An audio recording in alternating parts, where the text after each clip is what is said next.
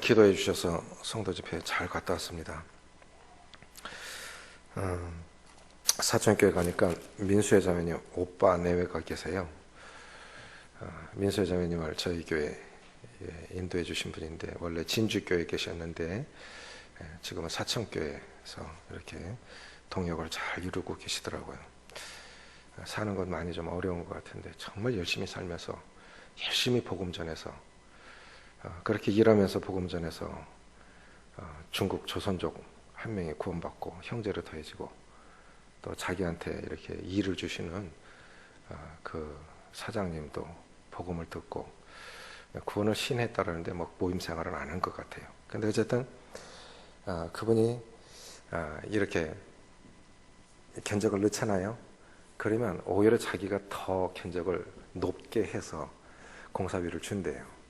그 설비를 하시는데 참 열심히 잘 사시더라고요. 또 자매님은 전도자여서 이렇게 계속 우리 자매님들처럼 영혼들을 구원하시는 그런 일들을 하고 참 좋은 모습을 보고 왔습니다. 참 열심히들 살고 집회를 위해서 이틀간 휴가를 내신 분이 계시다는 소식을 들었어요. 저런 열정이라면 얼마나 축복이 될까. 그런 마음으로 산다면 전해진 말씀보다 훨씬 더 축복이 되겠다. 또 다른 성도들에게도 도전이 되겠다. 어쨌든 우리가 서로 공간이 다르기 때문에 함께 모여 살지 못하지만 열심히들 사는 그런 모습을 보았습니다. 또 기도해 주셔서 감사를 드리고 거기 가니까 박욱수 목사 교회에서 한 분이 오셨는데 거기 유력한 분이 박욱수 목사님 고등학교 2학년 때부터 구원받고 지금까지 그렇게 아주 큰 동역을 하던 분들이 그렇게 좀 어려움을 겪고 모임으로 들어오셔서 잘 사시는 이런 모습을 봤어요. 참 열심히들 사세요. 참 좋은 모습을 보고 왔고요.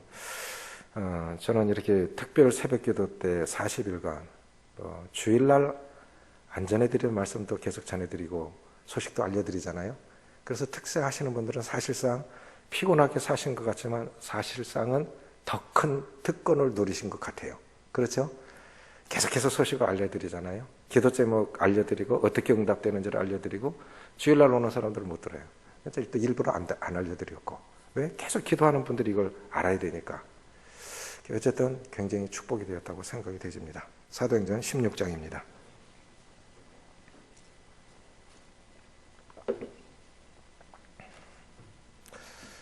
사도행전 16장 25절, 26절 같이 읽습니다. 시작. 한밤중에 바울과 실라가 기도하고 하나님을 찬송하며 제수들이 듣더라. 이에 갑자기 큰 지진이 나서 옥토가 움직이고 문이 곧 다 열리며 모든 사람의 매인 것이 다 벗어진지라.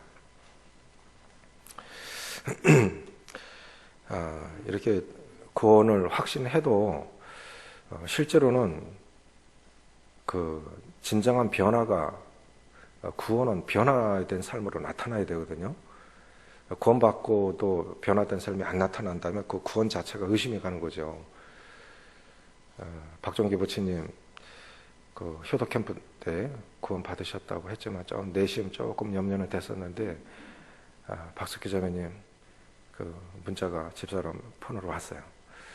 아버님이 구원 받으시고 부치님들 방으로 자신이 들어가셔서 막 간증하시고 또 그렇게 어떻게 나 같은 사람한테 그렇게 사랑을 베풀 수 있을지 서복정님 하신 일들 또 교회에 대해서 기도해 주신 것에 대한 고마움 이런 것들을 쭉 말씀하신다는 거예요. 그래서 참 좋다. 이런 변화들 진짜 변화가 일어나야 되는데 그래서 그 변화가 계속 지속이 될 수 있도록 그렇게 기도해 주시고요. 또 계속 복음을 듣고 계신 분들이 있잖아요. 우리 전도자들이 계속 지금 복음을 전하고 계시지 않습니까? 어제 오후에 그 사천교회는 주님이 특별한 은혜를 베푸신 것 같아요. 3년 전에 땅 600평에 3층 건평 300평 우리하고 똑같아요. 건평은 좀 오래된 건물이지만 건평 300평 건물을 3억에 샀어요. 이 주승가 아닙니까? 땅 600평에 건평 300평 건물을 3억에 샀다고요. 주선 거죠. 그것도 바닷가 바로, 경치도 좋고, 고속도로에서 내리면 한 5분 거리. 참, 주님이 이렇게 각 교회들을 위로하시는구나. 그런데 오후에 침례식을 하는데 아주 감동적으로 침례식을 하더라고요. 침례식을 하는데 우리는 이제 뭐 아파서 그것도 우리가 많이 발전해서 뭐 꽃 증정하고 그러잖아요. 거기는 2부 행사를 해요. 2부 행사를 하는데, 이렇게, 간증하신 분들, 침례 받으신 분들 앞에 딱 앉혀놓고, 구원받은 소감, 침례받은 소감을 얘기를 합니다. 그럼 나름대로 쭉 얘기를 해요. 바옥수 목사님 교회에서 오신 그 자매님 큰 딸인데, 이렇게, 간증을 하면서 우시더라고요. 그 처녀 자매인데. 그러고 나서는 말씀을 선물로 주는데 난 이게 뭔지 모르겠어요. 성경을 선물로 주나? 말씀 선물이 뭐지? 인쇄물로 쭉 나눠주는데. 그런데 보니까 그 복음을 전해준 어떤 경우는 가족이 없는 경우는 복음을 전해준 전도자가 이렇게 살았으면 좋겠다 하는 말씀을 그분에게 줘요. 말씀을 읽어줘요. 그리고 쭉 얘기하니까 이분이 이렇게 구원받았구나. 이런 과정이 다 설명이 되지고 전도자와 구도자는 알잖아요. 그리고 기도해 준 분은 알지만 대다수 성도들 모르거든요. 그런데 거기서 쭉 그렇게 설명을 해주니까 얼마나 좋던지. 그래서 우리도 그렇게 했으면 좋겠다. 아주 감동적인 장면을 봤습니다. 기도의 힘, 찬송의 힘이라는 제목으로 말씀을 드리겠습니다. 먼저 이 내용은 잘 아시죠? 이제 마게도냐로 건너와서 우리를 도우라고 하는 그 환상을 통해서 건너갔는데 거기서 두아드랴 자주장사 루디아를 만나서 그분이 복음을 깨닫고 자기 집에서 교회가 시작이 됩니다. 그것이 빌립보 교회죠. 그래서 이제 어느 날 이렇게 바울과 실라를 따라다니는 귀신 들린 여종이 17절에 보면 이 사람들은 지극히 높은 하나님의 종으로서 구원의 길을 너희에게 전하는 자라. 계속 따라다니면서 이렇게 여러 날을 하니까 18절에 이같이 여러 날을 하는 자라. 바울이 심히 괴로워요. 돌이켜 그 귀신에게 이르되 예수 그리스도 이름으로 내가 내게 명하노니 그에게서 나오라 하니 귀신이 즉시 나오니라. 귀신이 사실 여종이 알아본 게 아니고 여종 속에 있는 귀신이 그 하나님의 사람들을 알아본 거 아닙니까? 그리고 굉장히 마음을 번민케 하니까 귀신을 쫓아낸 거예요. 그러니까 이 여종이 귀신이 나가니까 점괘가 안 맞는 겁니다. 점을 잘 쳐줘야 되는데 이게 점괘가 안 나오니까 주인이 화가 난 거죠. 그래서 귀신을 내쫓은 바울과 실라를 많이 때리고 옥에 가둔 겁니다. 근데 우리 기도와 찬송이 얼마나 중요한 거냐. 첫째, 이런 생각이 듭니다. 반응의 차이가 결과의 차이를 가져옵니다. 동의하십니까? 인생이 이렇게 우리 인생을 살아가면서 신앙생활을 하면서 무수한 일들, 원치 않는 일들, 그리고 불행한 일들, 별별 일들 다 겪습니다. 그거는 그냥 놀면서 그런 일이 일어나는 게 아니라 주님 일을 하다 보니까 별별 일 다 일어나요. 서로 성격이 맞지 않고 뜻이 맞지 않고 신앙의 깊이도 있고 뭐 여러 가지 것들이 복합적으로 작용을 해서 뭐 많은 일어날 수 있는 일들이 다 일어납니다.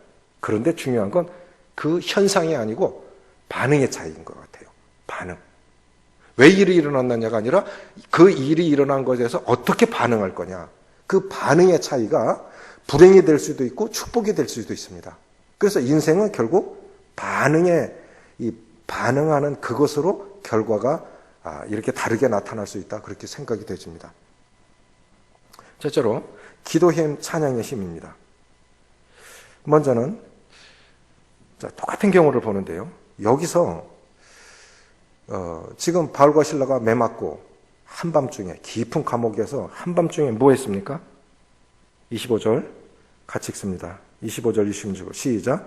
한밤중에 바울과 실라가 기도하고 하나님을 찬송하며 죄수들이 듣더라. 이에 갑자기 큰 지진이 나서 옥토가 움직이고 문이 곧 다 열리며 모든 사람의 매인 것이 다 벗어진지라. 그 한밤중에 때도 가장 어두운 한밤중, 자정쯤이겠지만 실제로는 바울과 실라가 가장 고통스러운 시간 아니겠습니까?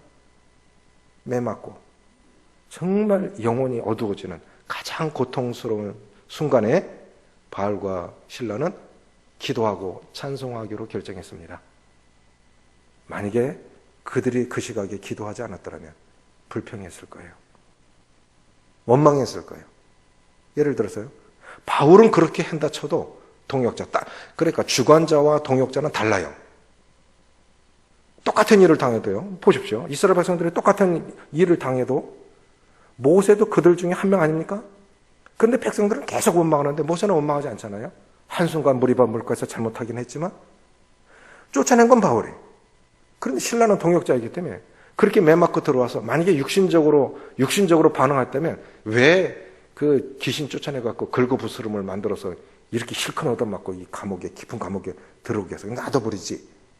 이렇게 원망할 수도 있었을 겁니다.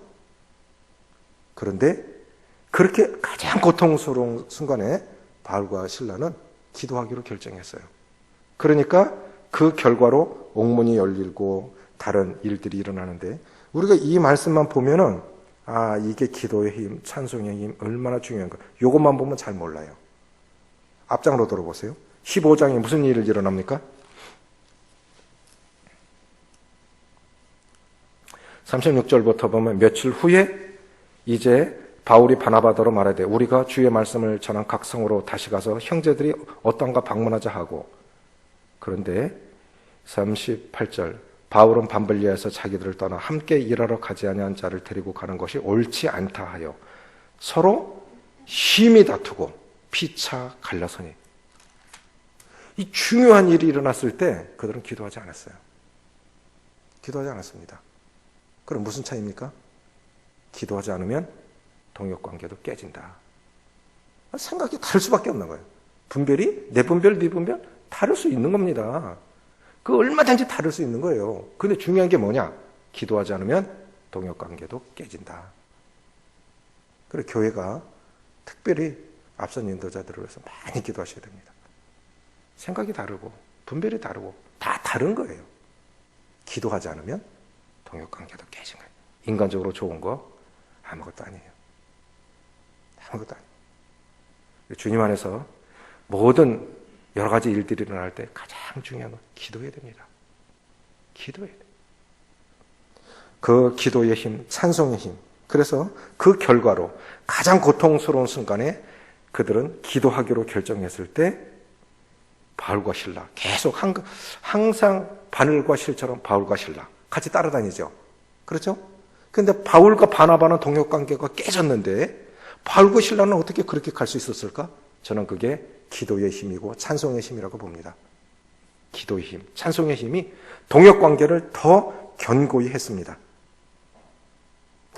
두 번째 뭐냐면 이 기도의 힘, 찬송의 힘은 원망, 불평을 잠재울 수 있는 힘인 것 같아요. 우리가 무엇으로 그 사람의 원망을, 그 사람의 불평을 잠재울 수 있습니까? 그러면 안 돼. 그러면 안 돼. 그거 갖고 안 돼요. 인간적인 권면? 그거 갖고 안 되는 거예요. 기도의 힘, 찬송의 힘이 원망, 불평을 잠재웠습니다. 세 번째 뭐냐면 구원의 역사를 경험한 거예요. 구원의 역사를 경험한 겁니다. 간수를 만나려면 어디로 가야 됩니까? 간수를 만나려면 어디로 가야 되죠? 감옥에 가야 되죠. 간수는 어디서 일하는 사람들이에요? 감옥에서 일하는 사람을 간수라고 불러요. 교도관이라고 그러잖아요. 우리 누굽니까? 서부동 형님 그쪽에서 일하셨잖아요. 정성교도소에서도 근무하시고. 간수를 만나려면 감옥에 들어가야 돼요. 이런 매 맞고 주님 일을 하면서도 정말 이유 없이 매를 맞고 고통스럽게 그 속에 들어갔지만 그 속에 하나님의 섭리가 들어있었습니다. 무엇입니까? 빌립보 간수와 그 가족을 구원하시기 위한 하나님의 섭리가 들어있었어요. 기도하고 찬송하고 그래서 옥문이 열리고 이 발가락에 채웠던 고랑이 다 벗어졌을 때 간수는 죄수가 도망가면 사형이에요. 그럼 어차피 나 사형당할 거냐. 자결해서 죽으려고 했을 때 아무도 안 도망간 거거든요. 그랬을 때 우리가 30절에 보면 그들을 데리고 나가 이르되 선생들이여 내가 어떻게 하여야 구원을 얻으리까 받으리까 하고는 31절에 이르되 주 예수를 믿으라. 그리하면 너와 내 집이 구원을 받으리라. 그래서 34절에 그들을 데리고 자기 집에 올라가서 침례받고요. 음식을 차려주고 그와 온 집이 하나님을 믿음으로 크게 기뻐하니라. 최종적으로 그 빌립보 간수 가족이 구원받는 걸 보면서 바울과 실라가 어떻게 했을까요? 저 생각에 더 크게 찬송했을 것 같아요. 잘은 모르겠지만 그래도 복음 때문에 그냥 이유 없이 매맞는 게 아니고 복음 전에서 하나님이 일해다가 매맞는 거니까 우리 찬송합시다. 의지적으로 찬송을 했는데 결과를 보니까 빌립보 간수 구원하시려고 여기까지 인도해 드리셨구나. 이 매맞는 과정, 감옥에 들어오는 과정, 그래서 허락하셨구나. 그때서 깨달았겠지요. 그런데 그것이 기도하고 찬송하지 않았으면 이 모든 결과들 안 일어났을 것 같아요. 동의하세요? 저는 그렇게 확신해요. 기도하고 찬송한 결과로 동역관계가 견고해지고 원망불평을 잠재우고 구원의 역사를 경험하고, 네 번째 뭐냐면 이게 진짜 중요해요. 기도하고 찬송할 때 계속 사명에 집중할 수 있어요. 우리는 사명자입니다.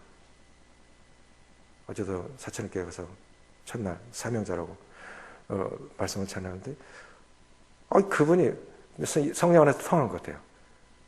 오카리나로 사명을 연주하셨어요. 그 사명인지 몰랐어요. 그런 건 같아요. 그래서 그 연주하신 곡목이 사명자입니까? 그랬더니 맞아요. 제가 오늘 전할 말씀이 사명자입니다. 그러니까 성도들이 놀라는 거예요. 우리는 사명자입니다. 우리가 살아있는 이유도 사명 감당하라고 오늘 살아있게 하신 거겠죠? 기도하고 찬송하면 사명을 끝까지 잘 감당할 수 있으리라고 믿습니다. 이렇게 기도의 힘, 찬송의 힘은 동역관계가 견고해지고 원망불평을 잠재우고 구원의 역사를 경험하고 사명에 계속 집중하게 합니다. 그러니까 우리는 계속 기도하고 찬송하셔야 됩니다. 때때로 사명에 집중하다가 흔들릴 때 내가 기도하지 않았구나. 그 사람이 왜 나한테 그런 말을 해? 왜 이렇게 됐어? 그게 아니에요. 내가 기도하지 않고 찬송하지 않은 결과로 그런 마음들이 일어나는 거예요. 그럴 때 그걸 다 잠재우고 내 하나님 앞에 받은 그 사명의 길을 똑바로 갈 수 있는 힘, 기도의 힘, 찬양의 힘입니다. 교회도 그렇게 계속 가려면 우리 계속 기도해야 됩니다. 40 득세는 끝나더라도 계속 기도하셔야 됩니다. 기도하시겠습니다.